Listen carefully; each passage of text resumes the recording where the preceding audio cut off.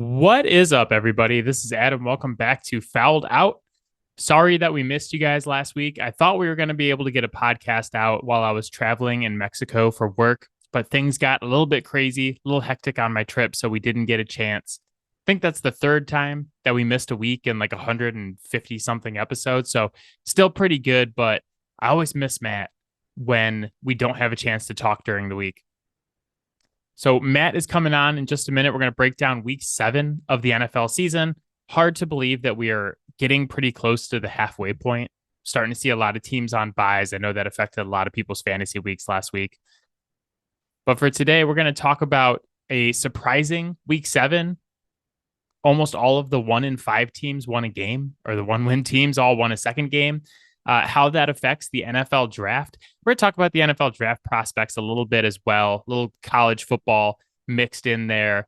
And then the game of the century, quote unquote, with Philly destroying Miami. We'll get to Scolds and Bolds from week 7. Let's bring in Matt to talk week 7. Let's go.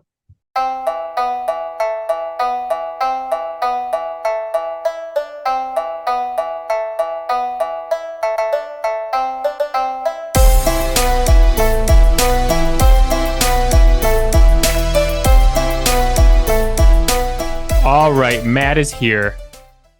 Matt, I was worried that you were going to try to skip the podcast this week after the absolute schmeckeldorfing that your team took on Sunday. And I was like, you can't miss Matt 2 weeks in a row. I couldn't do this 2 weeks in a row without you. I'm going to be honest.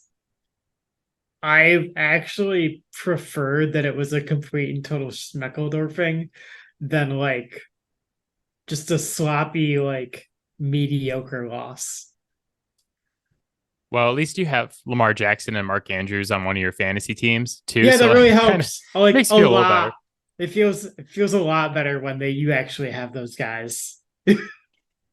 Yeah, I was thinking a lot this weekend about how we've traded places as NFL fans, where like your team's been very good this season. They were 5-1 going into that game, and then you have a really bad game. And then my team was 1-5 going into this week. And I was like, I've been obsessively watching college quarterbacks so far this season. And I just I've watched like a bunch of Oregon and Washington, USC, North Carolina. I'm like just breaking down like every play from every college quarterback. And I'm like texting my dad every play. I'm like, oh, that's future Patriots quarterback, Caleb Williams, future Patriots quarterback, Drake Maye. While meanwhile, like you're getting geared up for like a playoff run here because the division's pretty much already over. And then I text you on Sunday, like Sunday night while Miami and Philly were playing. And you're like, yeah, I haven't watched any football games since 1. And I was like, oh man, that's my move. That was my move when the Patriots would get their butts kicked or when they would lose like a close game. I'd be like, I'm not watching football the rest of the day. It's so hard to get in the mood for it. Like after you just watched your team not show up. It's not that we lost. Like I am used to losing. Losing is just a Tuesday. But when the team just doesn't show up and you were never in the game, that's when it's like, you know what? I need a palate cleanser. And the palate cleanser is definitely not more football.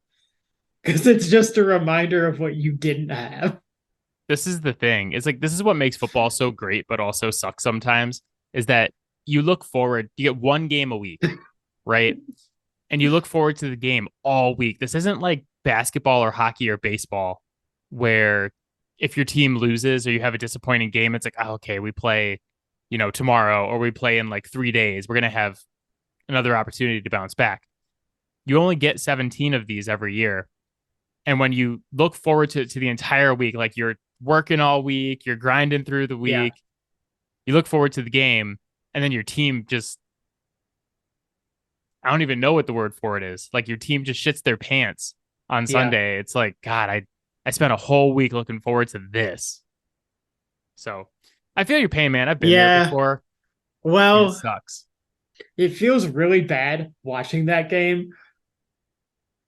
I'm just fine with the way this team is going to respond to this. Whatever the spread ends up being for this game against the Raiders, I will probably go make an alternative line and take double that. Like they are going to go in there with the intent of not just winning, but eviscerating them. We've had this conversation before. I've kind of toyed with the idea of like, is it harder to be a fan of a bad team, like a team that's just consistently bad all the time? Or is it harder to be a fan of a team that's like so close and just never really like gets there? Like, would you rather be a Lions fan for the last like 30 years or a Bills fan for the last 30 years? Because like it hurts even more when it's a big game too. Yeah, I don't know if I have an answer for that. Like it's two completely different kinds of suck, but they both hurt really fucking bad. My dad's argument is always that like if you made the Super Bowl and lost in the Super Bowl, at least you had like a really fun season leading up to that because you Yeah. like had to be good and make the Super Bowl. But my argument is always like I don't know, it's like a roller coaster. It's just like you're going up, up, up, up, up, and then it's like this awful, like losing a Super Bowl sucks. It's the worst. And you have the whole off season of just like, God, we just lost the Super Bowl. Here's my argument for why never it's never your year is worse is any positive creates anxiety, right? Because good things don't happen to this team. So even the good moments that happen during that season, you're waiting for the other shoe to drop. And it obviously like it always does drop. So it's kind of like a self-fulfilling prophecy there. But like you can't have anything nice when you have one of those teams. The thing that really sucks to me about being a fan of a team that's always bad, and like I can say this as a Kings fan, is just like you think you're numb to it at a certain point. You're just like, I don't care. But they And always find new and interesting ways to hurt you. something happens where it's just like for the Kings, it was picking Yeah. Marvin Bagley over Luca. And I was just like, like I was at a concert when that pick came through and I literally felt like I was going to throw up. I was like, I was sick to my stomach. I was just like, God, I can't believe I care this much about this shitty team that hasn't even made the Yeah. playoffs in like 20 years. How many like ref jobs have I watched as a Lions fan, especially against the Packers over the years? But then like still that game on Monday Night Football when they called illegal hands to the face twice on Trey Flowers, when it was literally the opposite. He was the victim of that. Like it still gets you. Like no matter how prepared you think you are for it, like it until you just don't care and you're no longer actually a fan, like there is no protection from that. Yeah, that's what being a fan is. You Yeah, know, they're irrational, you fanatical even. ride through thick and thin, baby. But uh so coming off a weird week 7, I feel like we get on this podcast every week and I'm like, man, that was a weird week of football. I think that's just the beautiful thing about the NFL. It's just at this point we just have to accept that every week is wonderfully weird in its own way. It's just a weird sport. It's a weird shaped ball with weird little guys on the field. That's what I always say. I'm like, it's a bunch of men throwing an oblong ball at each other. Weird shit's gonna happen. But Yeah. this week especially odd to me because we had 4 teams that had 1 win each going into this week win games. The aforementioned New England Patriots, Denver, Chicago, and the Giants all win. And then last night on Monday Night Football, Minnesota upset San Francisco, handing San Francisco their second straight loss. We we missed recording last week, but the last time that we recorded, we were talking about how San Francisco was 5-0 and potentially the best team in the league. Yeah. And now back-to-back losses for them. So what really outlined to me how different my football fan experience is this year than it has been in the past, because I don't know if you know this, but the Patriots won 6 Super Bowls in 20 seasons. So I became accustomed to a certain level of success over here. It honestly news to me. I was watching the Patriots and Bills on Sunday, and I was like, yeah, it's probably better for us if we lose this game for draft pick purposes. But on the other hand, I was like, you know what? Fuck the Bills and fuck Josh Allen. I want to win this football game. And I was like, this is how the rest of the AFC East felt for years. This is like how you felt as a Lions fan watching the Motor City Kitties play Aaron Rodgers. Yeah. This other team has a quarterback who's eviscerated us for years. I told my dad before the game, I was like, I don't think that Josh Allen's had an incomplete pass against the Patriots in like 4 games. Like, it's a little over exaggeration, but he's had like a perfect passer rating 3 of the last 4 times we played him, including that playoff game where they absolutely whomped us. But even though it made more sense, even though it was better for the long-term health of the franchise to lose this game and get as bad of a seat or as good of a draft pick as possible, I was like, I want to fucking win this one. I hate these guys. I don't like the Bills. I don't like Josh Allen. Let's go win this football game. There's kind of a couple of takeaways from that game too that is kind of important to keep in mind. And like one of them is like, yeah, you know what? Bill's still got it. Like that dude can fucking game plan like nobody's business. I know we're going to talk about Bill a little bit later, but yeah, it's just like there was so many good things coming out of that game. Like the offense actually looked good. The defense held the Bills in check for most of the game, but then the Bills score like 2 touchdowns within 5 minutes of each other and take the lead. And I was like, okay, yeah, there it is. There's always so much you can do against that quarterback and that wide receiver. Yeah. But then Mac Jones, like career drive for him. That's like the signature moment of his career so far, as he goes down, throws the touchdown with like 12 seconds left to win the game. Yeah. Well, and that was kind of my other takeaway too, is like, hey, like if Mac Jones just doesn't try to do too much, he's a good quarterback. Like, he's not gonna like be a world beater, but if you put viable options around him and give him a chance and he doesn't try to be a world beater, he's good. He's smart. He can be decisive. He's fairly accurate as long as you don't try to push it too far down the field. Like, good is still pushing it for me. I'm not back in on Mac Jones. I'm just saying it was a good game. Nope. You're focusing on one word. In that situation, right? Yes. In that limited scope, he's a good quarterback. As soon as someone says good in association with Mac Jones, I'm like, whoa. Hold on. Yeah.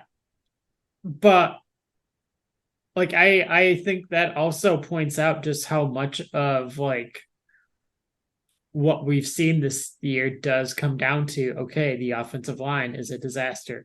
Weapons, not really there. The offensive architecture, it has not been good. And while that doesn't excuse some of the decisions that Mac Jones has made this year, it does kind of point out like, yeah, I don't think anyone's going to play good in that situation either. It's fair. I think the thing, like I went into the game expecting to lose, and I was like, okay, like we're going to be 1-6. We're going to be looking at that draft pick. Trade deadline's coming up. We're going to start selling all the pieces off. We win the game. I enjoyed winning the game.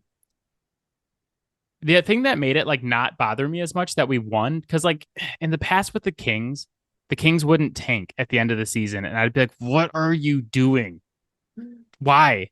Why are we winning Why are we winning basketball games? This is like same thing with the Lions. Is like you'd start 1-9 and you'd finish like 6-11 or whatever the record is, and Yeah. be like, okay, well, we just all we did was play ourselves out of a good pick.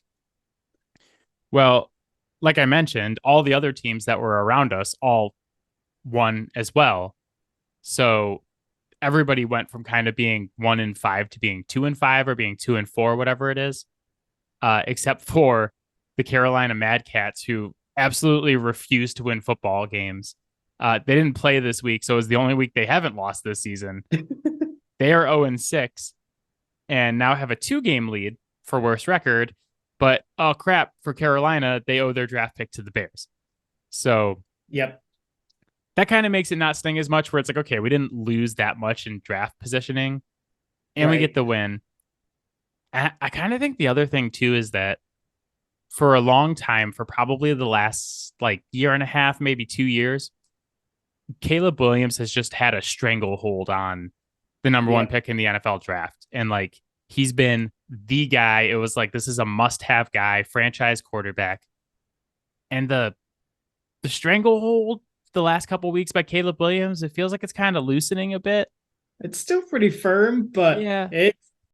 if you've ever done like physical management, like restraint kind of classes, like they always tell you, like, wait until a little bit of sweat develops. There's some sweat developing, right? It's starting to slip a little.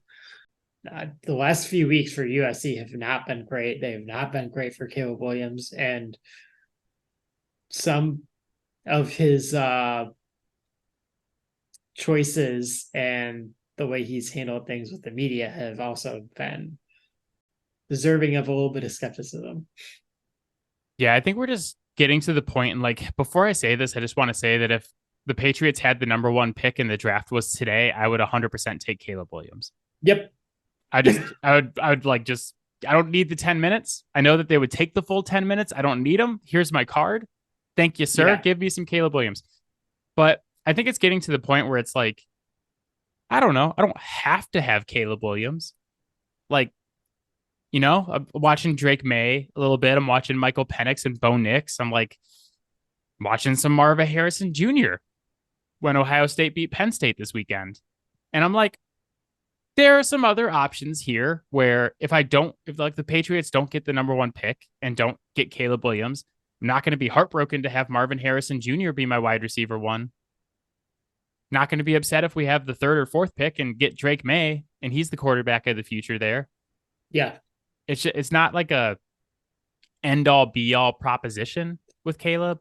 Yeah. But I still think he's the number one prospect with a bullet right now. Yeah, for sure. Well, and I do think that, especially with quarterback, as long as there is a minimum level of talent there, it's almost more important to get the right person than it is the right player. I mean, like, I think Deshaun Watson has actually proven to be a very good example of this. Like, a few years ago, how many teams would have literally like sacrificed every goat in South America to get their hands on him? How many teams would have traded 3 first-round picks and given him the biggest contract in the history of football? At least one. Well, before 3 years ago, but there would have been most teams would have. And now the whole ordeal with the massage therapists and the sexual assault allegations that are likely more than allegations, but whatever. That aside, like, we have now seen how he has looked since then and how that has gone for his team when we knew, like, hey, yeah, that dude can't go in the locker room and be a leader. Like, it hasn't gone well. In fact, on Sunday, he got pulled out of the game to get cleared for concussion was cleared, and they left PJ Walker in the rest of the game. Like, that's how bad things have gotten with him. The talent hasn't changed, but like, he wasn't the right person to lead a team, because if he was, like, he would have looked better on the field by now. I And think, B, he never would have been in this situation. yeah, I think physically a lot of the gifts are still there, but Yeah. I likened it before on this podcast to what happened to Tiger Woods, where Tiger Woods, and obviously, like, again, I said this last time, but two totally different types of scandals, like Yeah. cheating on your wife consensually versus what Deshaun Watson has alleged to have done. But this big scandal happens, and you have this dude who's like on top of the world. Like, Deshaun Watson was one of the best quarterbacks in the NFL, and then they're just never completely mentally right again. Yeah. And it shows up in their craft. And like Deshaun on Sunday throws 2 interceptions, gets taken off the field for a concussion. All of a sudden, he's not coming back. They're like, we're going to leave PJ Walker in. And after the game, they're like, oh, yeah, well, he's had this injury. But the injury's been weird too, because apparently he was medically cleared to play like 3 weeks ago and was like, yeah, I'm hurting too much. I can't play. And people are like, oh, well, he's just going to miss one game and get into the bye. That makes sense. Make sure you're completely healthy. And then they come back from the bye and he's like, no, I still can't play. And it's like, this guy, and it's like, I know with athletes, we shouldn't be pushing them to like play through injuries all the time. But I don't think that's what this is, though. no, it just is a certain level of like selfishness where he's like, I'm just going to sit back and get my money and I don't have to do anything. Well, that too, but I think at this point he's gun shy. Well, that's what I was going to say too, is that the other quarterbacks give them a better chance to win at this point. And that's kind of like goes to the point that I was making. It's like the person, the right person, they're not gun shy out there. That is part of like who you are as a person. Like Matt Stafford trying to truck defensive backs as he's running. You've got to figure out like who this quarterback is as a person too, to figure out whether or not that's going to pay off. I'm not saying that Caleb doesn't have it.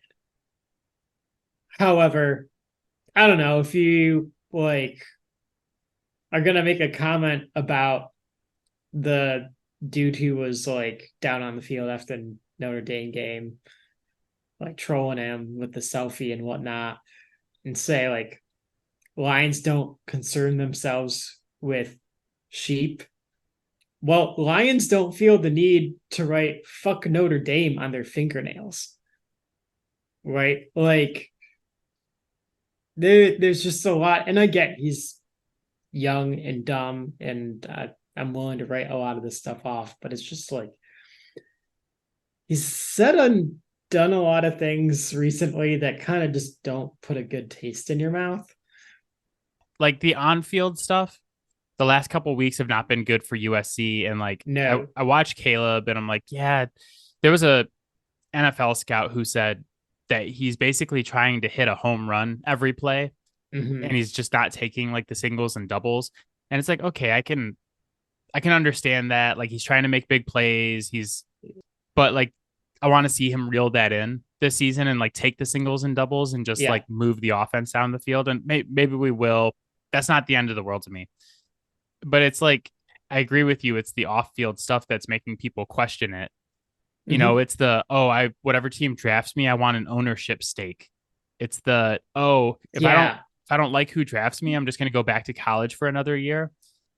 I'll believe that when I see it. Like, you're not going to say no to 50 million guaranteed the moment you sign it. Yeah. They'll say no to Chicago. My point is more that like, how many quarterbacks have we seen in college start having these types of like off-field, it's not even like incidents, because it's not like he really has done anything wrong. No, it's just like I don't know, it just feels grimy. The quarterbacks who come into the league and are successful are like get the ones that are like, get me in that locker room. I'm gonna turn that franchise around. I'm him. I'm the guy that's gonna come and like I'm the Yeah. franchise quarterback kind of guy. It's not like the guy that's like, oh, I should be able to pick where I want to go and play where I want to play. Yeah. The draft, he compared the draft to slavery, or his dad did. And it's like, Yep. it's so tone deaf when you're getting a $50 I million guaranteed contract. Yeah, so the off-field stuff with Caleb hasn't been amazing. And then at the same time, like you watch someone like Marvin Harrison Jr., who's just tearing up good defenses like Penn State with subpar quarterback play at Ohio State. And it's yeah. just like, God, we've seen how impactful big time receivers could be. And by the time we get to the draft, I will have talked myself into like, maybe we should give Mac Jones one more year, get him Marvin Harrison Jr. and like see what he can do with the true number one in this offense. I'll talk myself into it. It's not like there's zero merit to that. It is just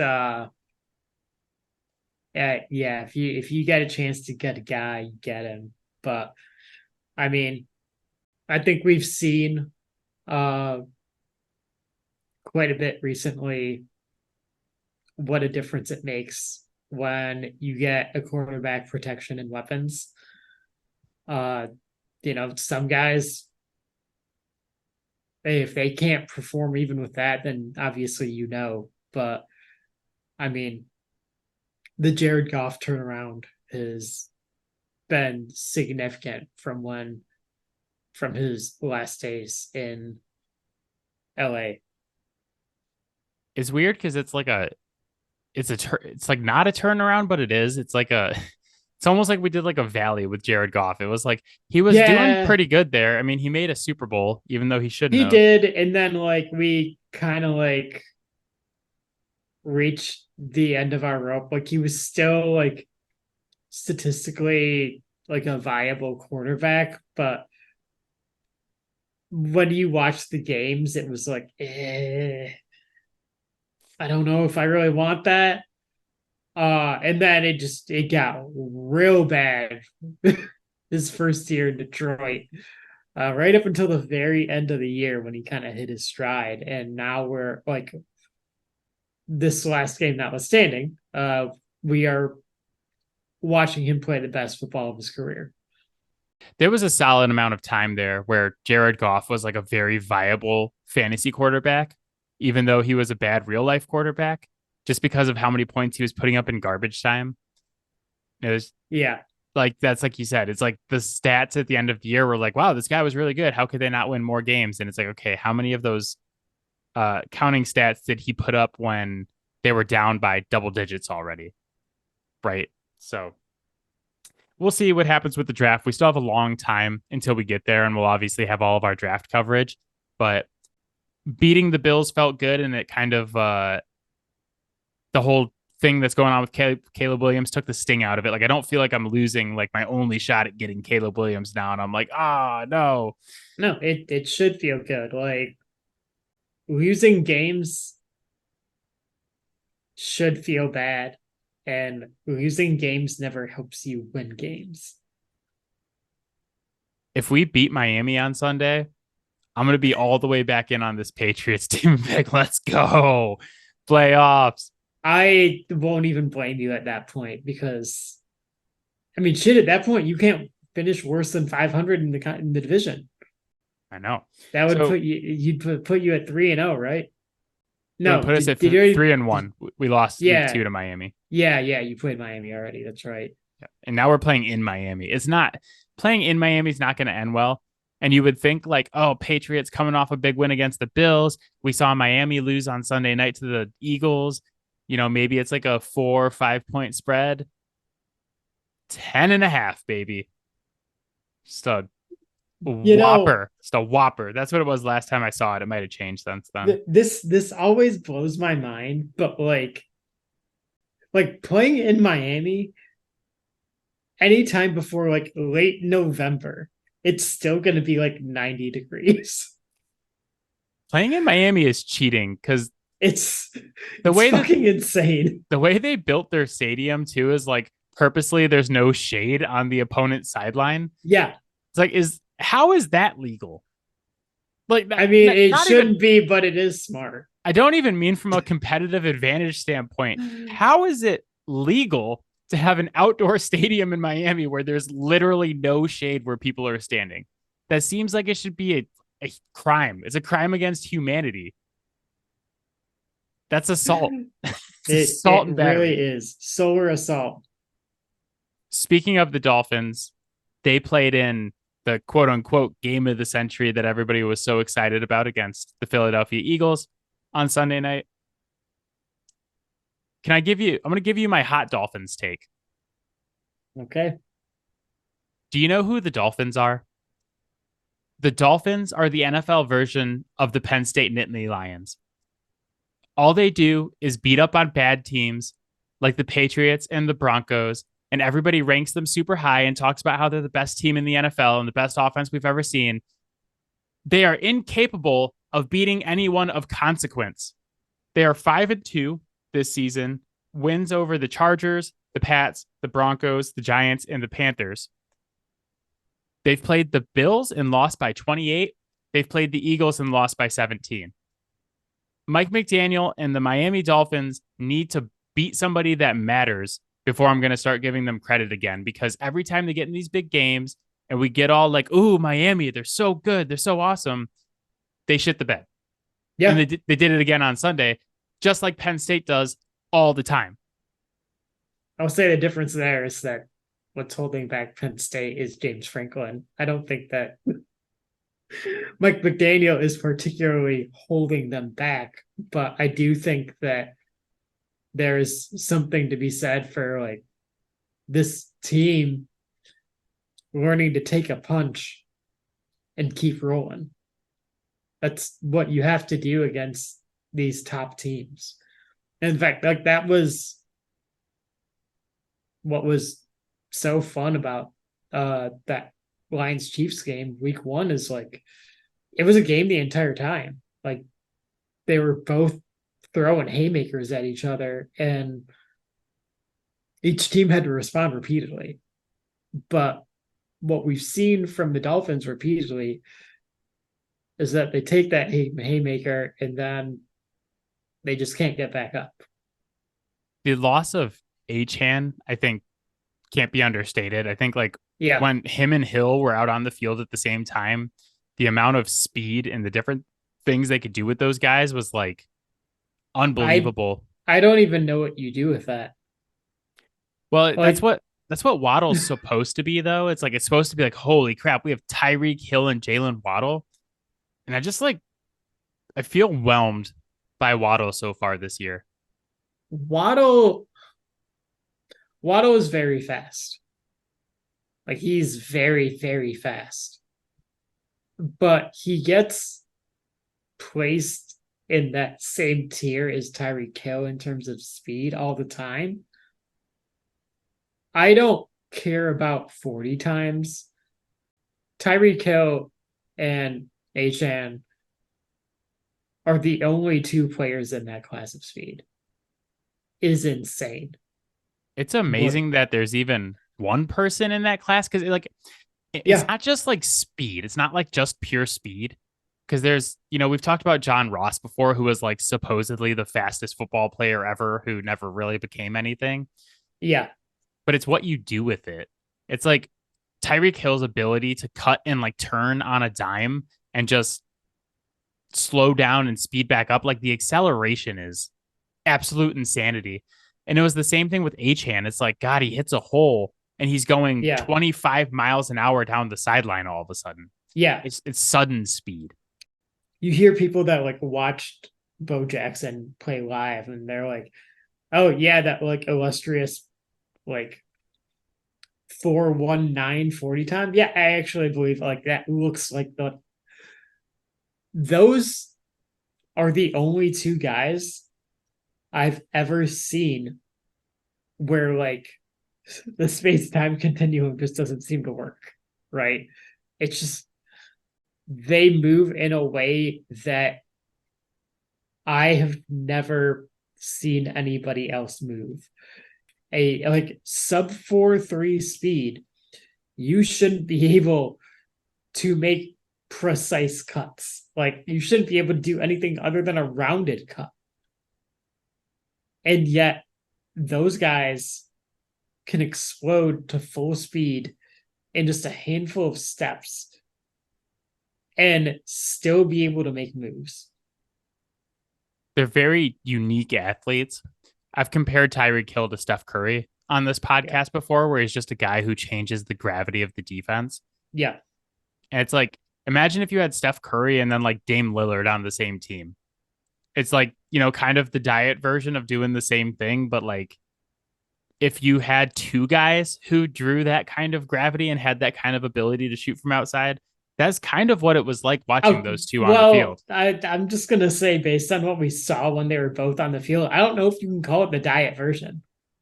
Like, I think you can take diet out from what we saw. The moment they started using Achane, he exploded and no one was able to stop it. I miss Achane. He's on my fantasy team. He's every time I log into the Yahoo app, I see Achane sitting in my IR spot, just looking at me like, fire me up, coach. I'm right. As soon as he gets back from IR, he's right back. I'll give you someone that'll actually play for him. No, thank you. What is like the value of Achane right now in fantasy?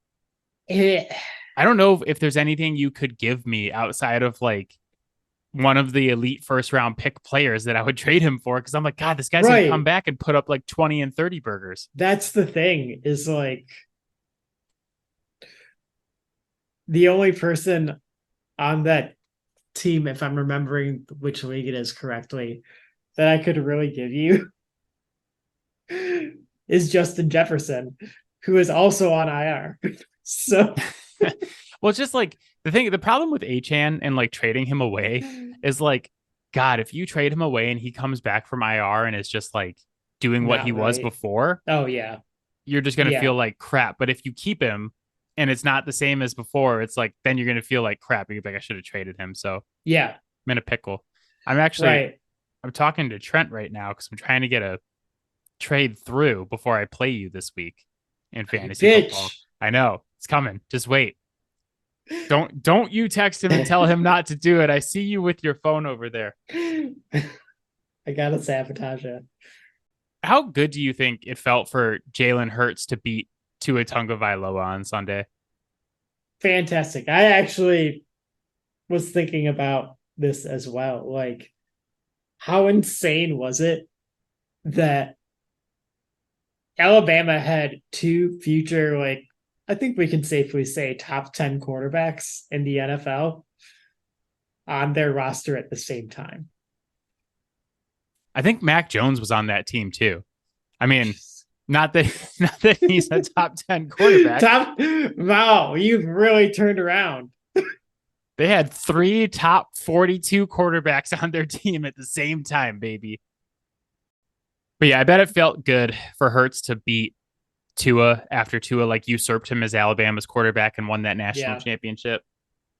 I think Jalen Hurts deserves a shit ton of fucking credit for where he is now as a quarterback compared to where he was then, or even when he came into the league. Like, that dude has not stopped working for a day. I think there's a legitimate question too that like, if that never happened and Tua never took over for him, does he become the same quarterback he is today?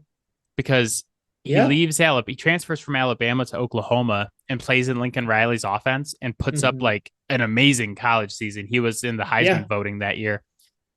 That was like the first time we'd really seen him statistically be a great quarterback for a whole season. Yeah. And then he, draft stock improves. He comes in, gets in a really good system in Philly with Shane Steichen and then with Nick Sirianni. And he's developed into, like you said, he's a top 5 quarterback right now. Yeah. I expected more out of that game. The Eagles in Miami was kind of disappointed. And I'm just like, I'm looking at it now. I'm like, God, has anybody had a better week than the Philadelphia Eagles this week? Yeah. You pound another team that's supposed to be a Super Bowl contender by 14, and then you go out and you trade 2 late round picks for former all-pro safety Kevin Byard to strengthen your weakest spot on your team. Yeah, I mean, top 15 if I'm being conservative safety right now. So, like, I mean, it wasn't like it was a season or two ago that he was like top 5, right? Oh yeah, like he's a super talented dude. I was looking up on PFF kind of where he is for player grade this season. Hasn't been very good, like a lot of things in Tennessee. Right. Do you know who the number 1 safety according to PFF is this season? It's a podcast favorite. I'm going to be really upset with myself when I find out who it is for not knowing. Jesse Bates. Oh, yep. That makes sense. Yep. I wanted to give us credit. Yeah. Tip of the cap to us because we talked about it in the offseason. I was like, whoever signs Jesse Bates, I'm going to like them in a rational amount. It was the Falcons. I love the Falcons, even though they're 4-3. And he's been phenomenal. Have you seen the Falcons schedule coming up over the next couple of weeks? 4-3. They somehow won a game where their quarterback fumbled 3 times in like with goal to go. He lost 3 fumbles. Yeah. Twice at the 1 yard line. And Drake London almost lost another one at the 1 yard line. They still win 16-13 against the Bucks. And now it's like, okay, Titans, Vikes, Cardinals, Saints, Jets, Bucks, Panthers, Colts, Bears, and Saints again. It's not the most difficult schedule in the world. Tell you that. So I still think there's a chance that they hit my win range prediction here. They got to get to double digits, which was not looking good. 10 games left. They're above 500 now. Like, I don't think that's outside of the realm of possibility at all. I mean, they don't have the hardest schedule, like you said. They just got to win 6 out of 10, which you might note is 1 game above 500. And the division's bad, right? Yeah. Like, I've watched every team in that division individually, and I was like, at least the Falcons have something they're good at. Like, they're playing good defense, and Jesse Bates is awesome. So the Bijan thing was super weird. Yeah. On Sunday, and they're being investigated for not disclosing a possible sickness. So we'll see how that goes. But let's go to Bolds and Scolds from week 7 of the NFL season.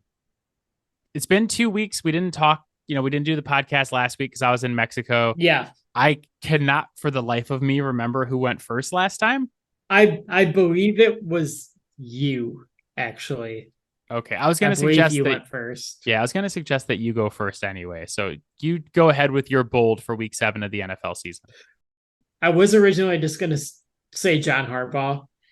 Over the last few years, we have definitely had a few criticisms of him, especially a lot of times in like game management situations. Obviously, that was not something he needed to worry about in this game at all. But I'm going to add in Lamar Jackson here as well. First of all, John Harbaugh and his coaching staff came in with a fantastic game plan. His team did not have a bye week after London. And they came in with an excellent game plan, had their team ready. And this week I learned that birds don't get jet lag. They're just used to it, man. That's very mature of you to give credit to the Ravens for stopping your team. On the Lamar Jackson side of things, like, honestly, like, watching him play, other than like his fumbling issue that he had in the first few weeks of the season, he's been on fire this year. Like, if all of his receivers weren't dropping balls, especially in the end zone, primarily in the end zone, like, everyone would be going on and on about how awesome he's been as a passer this year. And he was like damn near perfect in this game. And granted, we didn't necessarily make it super hard, but like, it just kind of showed to me how good this guy is when he has competent receivers who are going to catch the ball. Like, it really doesn't take much. And like, all right, something's not there. Well, he's still got the wheels. There's not a lot you can do game plan wise about that guy if you don't have guys just winning one-on-one matchups. Yeah, he is the favorite for MVP right now after this last week. And with what we've seen this season, with teams getting hyped up, players getting hyped up, like, 2 weeks ago, it was like San Francisco's the greatest team ever. Yeah. Brock Purdy is the favorite for MVP. They instantly lose to Cleveland and then come back with a poor effort against the Vikings. Yeah. Lions got on that twice this year already. Lions got. The Cowboys got hit with that when they got beat by the Cardinals. It's a thing. I broke out the theory 2 weeks ago and I was like, we're going to test it this weekend. We're going to see if San Francisco loses to Cleveland. I think we've gone from theory to full-blown trend. Fact. Law of the universe. We have a real fucking test this week. I'm like, sight unseen, I'm ready to bet against the Ravens. Who do they play? The Cardinals. Fuck yeah. The odds on that are going to be like plus 400 or plus 500, something like that. The Cardinals are winning that game. I was trying to decide, like, who is the team that's set up for it to happen to. I think this is the only thing that could potentially work in the Ravens' favor, is like, who's going to get gassed up more this week? The Ravens or the Eagles? Yeah. The Eagles play the Commanders, division game on the road. You've got some reasons why it might not be the Eagles. So yeah, there's a lot of reasons. It's not going to go well. One other thing I wanted to say about the Ravens, I was looking at trade deadline, guys. The NFL trade deadline is a week from today. So when we come back and do the podcast next week, we'll talk about all the trades that went down. But I was thinking about, like, what fake trades would I like to see? And I came up with one for you I thought you would really enjoy. Derrick Henry to the Ravens. My God. Yeah, the Ravens cannot keep, like, healthy running backs out on the field. And as good as they've been, they're running like Justice Hill and Gus Edwards and those guys out there. Yeah. And it's been fine. But just with how good this offense has been, imagine if you just throw Derrick Henry in with Lamar Jackson. I don't think there's a lot of AFC teams that would enjoy that. I also thought about Brian Burns to the Ravens. That'd be a much more expensive acquisition. But I was looking at the Ravens stats. They are dead last in hurry percentage at just 2.6%. And they're 26 in pressure percentage. But somehow they're first in sacks. I don't understand that at all. And it's got to be because the coverage has been so good for them and they're getting a lot of, like, coverage sacks. But if that's the case, that will catch up to you and you need to get more pressure on the quarterback. Yeah. Which sounds like a really stupid thing to say for the team that's leading the NFL in sacks right now. But I would like to see the advanced stats go up and not just the counting number. And you want to get pressure on a quarterback? Go get you some Brian Burns. I don't understand what Carolina is fucking doing, though. They're just losing. It's bad. Well, also that. But it's like, okay, well, we're winless and we just drafted this quarterback. Clearly, there's a rebuild that needs to go on here. So, young talent, come take it away from us. Well, it's that, and it's the fact that they're looking to add a number one receiver right now. How about Devontae Adams to the Panthers? We've already heard the Raiders take on that. It's like that's another one I don't understand. Yeah. But they've hitched their wagon to Josh McDaniels, fantastic NFL head coach, Josh McDaniels, and Jimmy Garoppolo, who's having literally the worst year of his career in Josh McDaniels' pristine offense that all quarterbacks have flourished in. But yeah, let's not gain assets and just burn this down to the ground now. I have another comparison for you. Josh McDaniels is just Adam Gase 2.0. He's an offensive coordinator who was only good because his quarterback was so elite. And he's going to keep getting head coaching jobs based on the fact that Tom Brady was the quarterback that he was the OC for. That's Adam Gase. Adam Gase has gotten unlimited opportunities to be an NFL head coach or offensive coordinator because he was Peyton Manning's offensive coordinator in Indy. Yeah.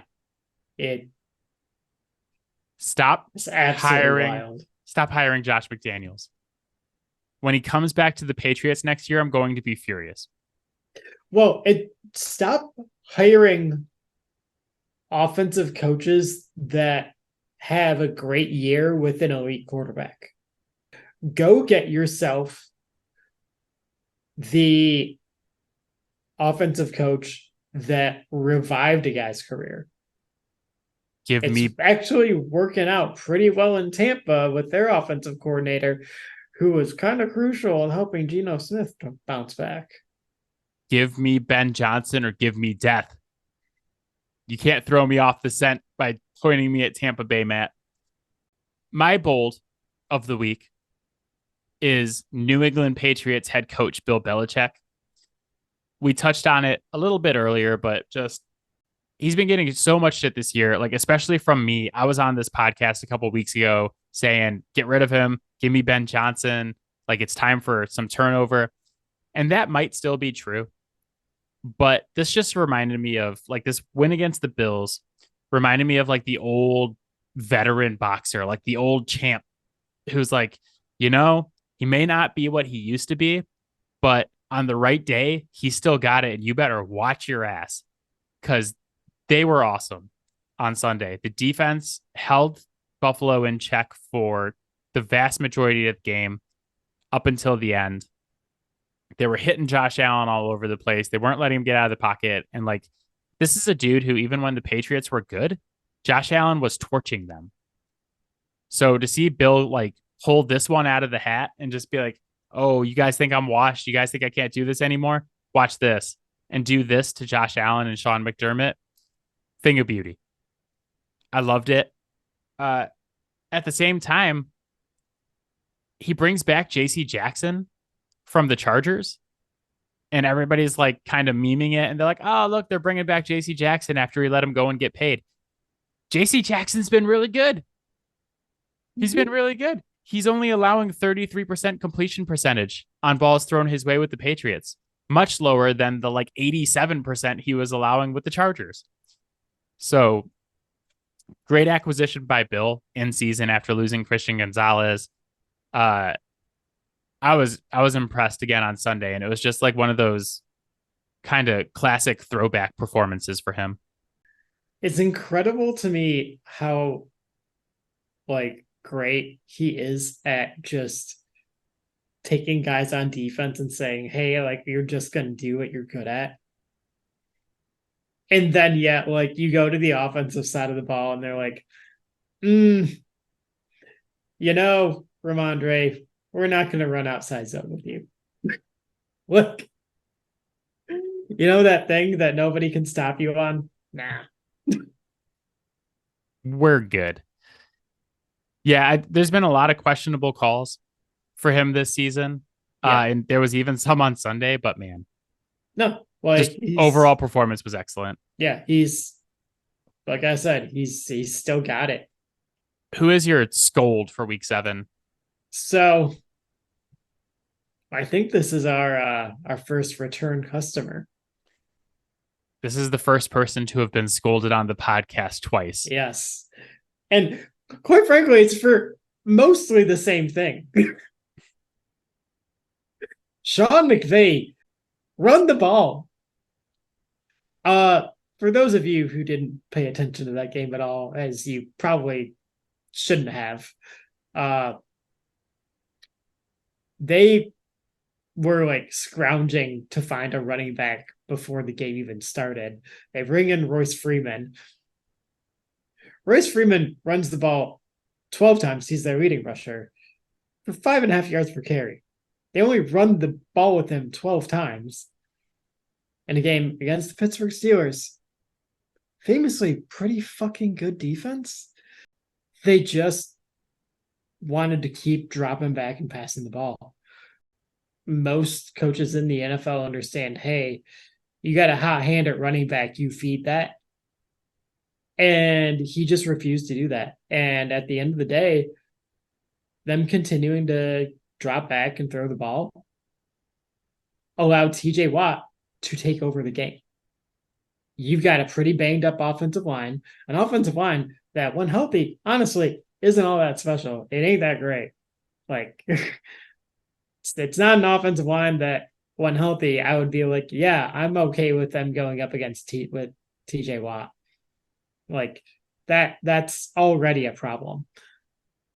Yeah, I did watch a lot of that game, actually, because I got like multiple fantasy guys in there. I got Pittsburgh and some, I picked Pittsburgh to make the playoffs. It just, TJ Watt, it's just like he's dominating rushing the passer. And like the one time he doesn't rush the passer, he gets an interception in coverage. They're just like, guy, every week. We say it every week on the podcast. It's just absolutely incredible. No, like, look, the credit where credit is due. Like, that guy's going to wreck your game. I get that. But I'm also going to look at it and be like, hey, I'm not going to let that guy single-handedly win the game. Sean McVay made his choices. And look, if TJ Watt wrecks your game and like creates turnovers in the run game, then at that point you kind of just got to tip your cap. But when you know that he knows you're going to drop back and pass, and you kind of have a choice, and you do it anyways, like, you're kind of just giving it to him at that point, because he's hands down, in my opinion, the best defender in football. It kind of reminds me of when Tom Brady would play these defenses. It's like one of Tom Brady's last playoff games we won was against the Chargers. And it's like, hey, you know what defense Tom Brady absolutely cooks? Cover 3 buzz. What did Chargers run the entire game? Cover 3 buzz. Cover 3 buzz. Because Gus Bradley, baby. And they never changed it. And he cooked them the entire game. Because Gus Bradley doesn't change. No. So it's one of those things. He's it's like, James Cameron. He already, like, TJ Watt already doesn't need help, and now you're helping him. Yeah. Stop. My scold of the week may be worse. And I didn't really know like what particular person to scold. It's like a combination of like Washington's O-line, their coaching staff, Sam Howell, basically just everyone in the Washington organization who's in charge of keeping Sam Howell alive. This scold is for you. Sam Howell has been sacked 40 times this season. 4-0 in 7 games. Number 2 in the league is Daniel Jones, who has been sacked 28 times this season. Howell is getting sacked 5.71 times per game right now. He took 6 sacks on Sunday in a 14-7 loss to the Giants. To put it in perspective, the NFL record for sacks taken in a season was David Carr's rookie season, 2002. He took 76 sacks in 16 games. Sam Howell is currently on pace to take 97 sacks, a full 23 more sacks than the record. He will not live to do so. This cannot go on. And you have to do something. This guy cannot be taking this kind of abuse. And like, I know he got sacked 9 times against Buffalo earlier this season, His lowest total of the season is 4. Yeah, I was just gonna say that. It's not like it's like he got sacked 9 times in this one game and it's an outlier. It's like that's just the high. He's Yeah. The lowest was 4. He's been sacked 6 times, And I think, like that only 3 happened times. once. Yeah, he's been sacked like I think 5 or 6 times in every other game. Yeah. Uh It's insane. And like it's getting to the point where like Bieniemy and Rivera might not make it out of the season. if this goes on, Rivera and Bieniemy need to be sued for assault. Yeah. Like this is just putting him out there in that situation, and it just doesn't matter who they play. The other team's just going to sack him between 5 and 6 times a game, which is a lot. Yeah. Sam Howell definitely has had his handful of plays where like he hangs on the ball too long. Like I will say that first. And like there have been so many games where he just never had a chance. And if you look at some of the other stuff that he's done this year when he's not getting sacked, like he's shown some promise. And it's like, okay, well, can we like give him even just like low level NFL protection? Because this is like Pee Wee football level protection. Yeah, I mean it's partially on him too. Like I don't know if it's that he's not reading stuff fast enough or like he's holding on to the ball too long, but like dude, I you gotta mean, get these protections adjusted. yes, he's got to like get the ball out quicker, certainly, but there have been way too many plays where like, he didn't even get to that 3 count. Yeah. Can I tell you something absolutely brutal? I mean, you already did. I don't know if this is worse or not, but in 2002, David Carr took 76 sacks. In 2005, David Carr took 68 sacks. That's the number 1 and the number 3 season all time for taking sacks. Yeah. That sucks. That's a big part of why he didn't work out. Like you can't develop when you're getting hit like that. Well, that's Sam Howell's future unless this gets fixed. Yeah. I mean, same thing happened to Joey Harrington. Like when you spend your first 2-3 years in the NFL with that, like you're not going to develop. Yeah. Can't spend that much time on your back and become a good quarterback. But before we sign off, we did get eliminated from the eliminator pool a couple of weeks ago. We didn't get to talk about it last week because we didn't do the podcast, but I just wanted to add a new rule to the eliminator pool going forward. No more picking against the Jets. No more. Because I've now been eliminated from the eliminator pool by the Jets 3 of the last 4 years. They beat the Eagles 2 weeks ago. In 2021 was the Mike White game where he threw for like 468 against the Bengals. Yeah. And then in 2020, they beat I like almost forgot about this. They beat the Rams in week 15 to knock us out of the pool.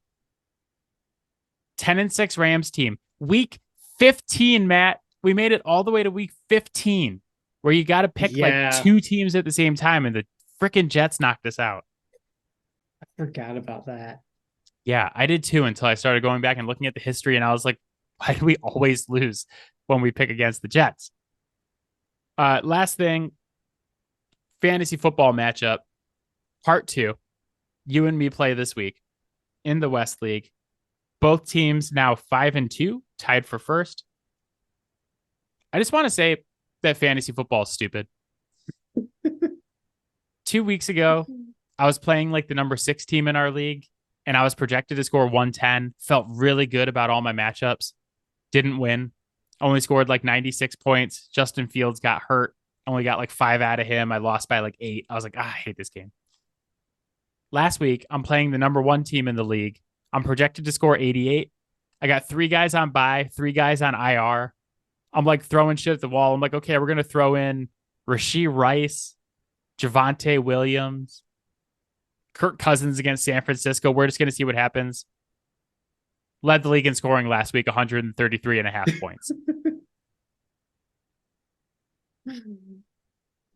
It's a weird sport with a weirdly shaped ball with a bunch of weird little guys. Yeah, fair. And fantasy makes it even weirder. But that is it for us. As always, Fouled Out can be found on Spotify, Apple Podcasts, Pocket Cast, Overcast, anywhere you get your podcast. You can hit us up on Twitter at Fouled Out Sports. You can find Matt on Twitter at Matador_defense. And you can watch our videos on TikTok at Fouled Out Sports Podcast. It's a long name, but you can't miss it. Matt, this week, the NBA starts. Yes. The first game is on right now. Nuggets just hung their championship banner. They're playing the Lakers. Mm-hmm. The World Series is going to start.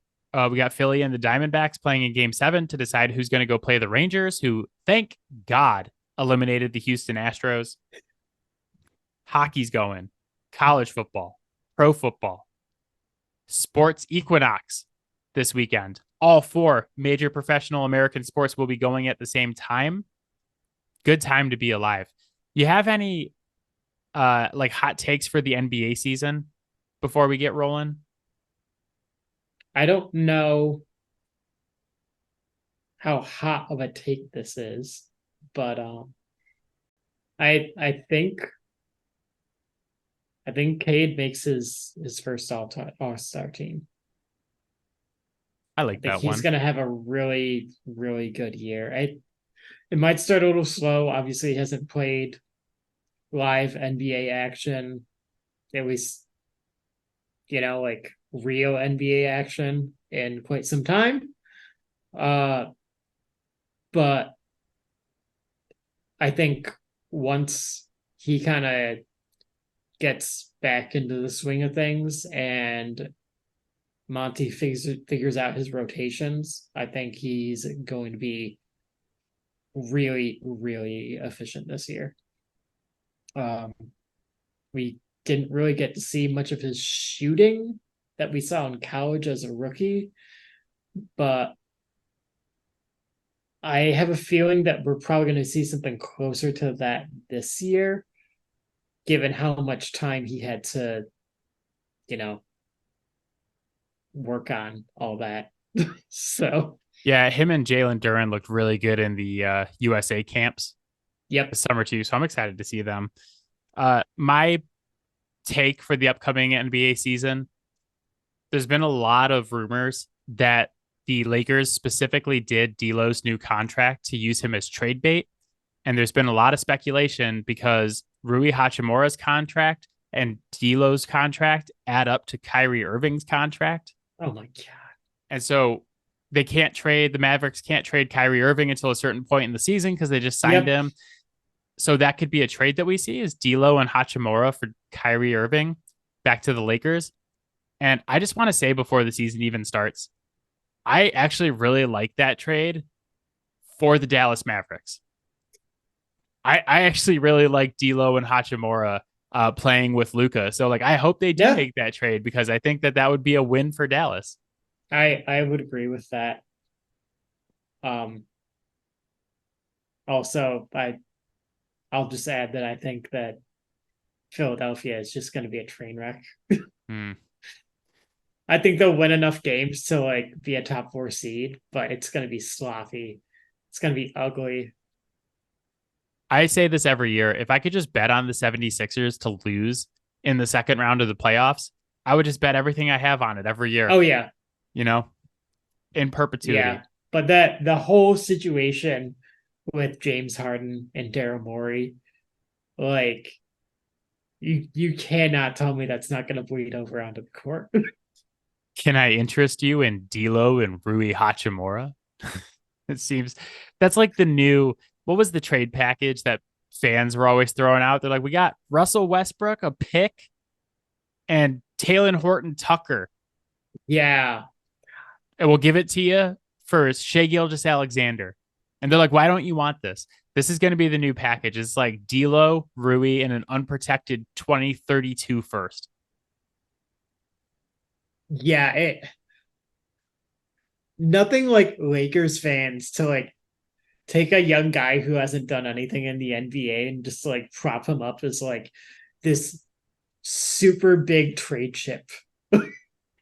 My favorite thing is that most analysts are like, it's a 3-team race right now, maybe 4. It's like Denver, Milwaukee, and Boston are like the prohibitive favorites to win the NBA championship. Yeah. You can maybe throw the Suns in there. We'll see how it goes. And Lakers fans are like, and the Lakers, 5-team race. Like, every year, like clockwork. They're the Dallas Cowboys of the NBA. That's my final comparison for the day. Everybody enjoy the sports equinox this weekend. It's going to be fun. Matt, I will see you next week. Equinox. Yeah, the Speakwinox. Good luck with fantasy football this weekend. Not really. Yes. And I will talk to you next week.